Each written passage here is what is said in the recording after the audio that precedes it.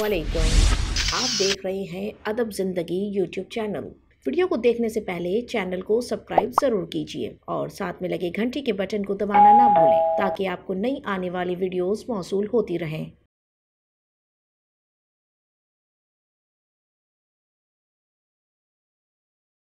बारिश अल्लाह की रहमत है, इसे ज़हमत ना बनाएं, एहतियात करें, खुद भी बचें, औरों को भी बचाएं। आज के इस वीडियो में मैं बताने जा रही हूँ चंद एहतियाती तदाबीर जो आपको हर किस्म की ज़हमत से बचाएगी। दरख्तों, खम्भों और ज़ेर तामीर या खस्ता हाल इमारतों और साइन बोर्ड से दूर रहें। बारिश का पानी घर में दाखिल होने का अंदेशा हो तो अपनी कीमती चीज़ों को पहले से महफूज कर लें। बारिश के दौरान बिला ज़रूरत घर से बाहर ना निकलें। बारिश के मौसम के दौरान एहतियाती तदाबीर इख्तियार करें। गर्मी के मौसम में तेज़ हवाओं और बारिश से राहत मिल जाती है, ताहम मानसून अपने साथ कुछ गैर पसंदीदा बीमारियां भी लाता है। बारिश में खांसी, बुखार और इन्फेक्शन आम है।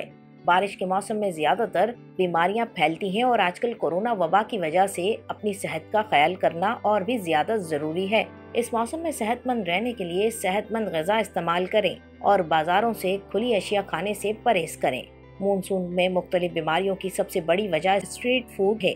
बाहर की खानों को गैर सेहतमंद हालात में तैयार किया जाता है और मुख्तलिफ बीमारियों का शिकार होते हैं। सेहतमंद रहने के लिए आप घर से तैयार गर्म गर्म खाने का इस्तेमाल करें और फिल्टर या उबले हुए पानी का इस्तेमाल करें। बारिश के मौसम में आप ऐसे जूते पहनें जो आसानी से फिसल न जाएं। मोटरसाइकिल को आहिस्ता ड्राइव करें। पानी के मुस्तहकम होने के नतीजे में मच्छर की अफजाइश होती है। ये यकीनी बनाना ज़रूरी है कि आप इनको दूर रखें। मच्छरों से बचने के लिए घर पर सफाई सुथराई बरकरार रखें। वीडियो पसंद आने की सूरत में लाइक और शेयर ज़रूर कीजिए और चैनल को सब्सक्राइब करना ना भूलें। शुक्रिया।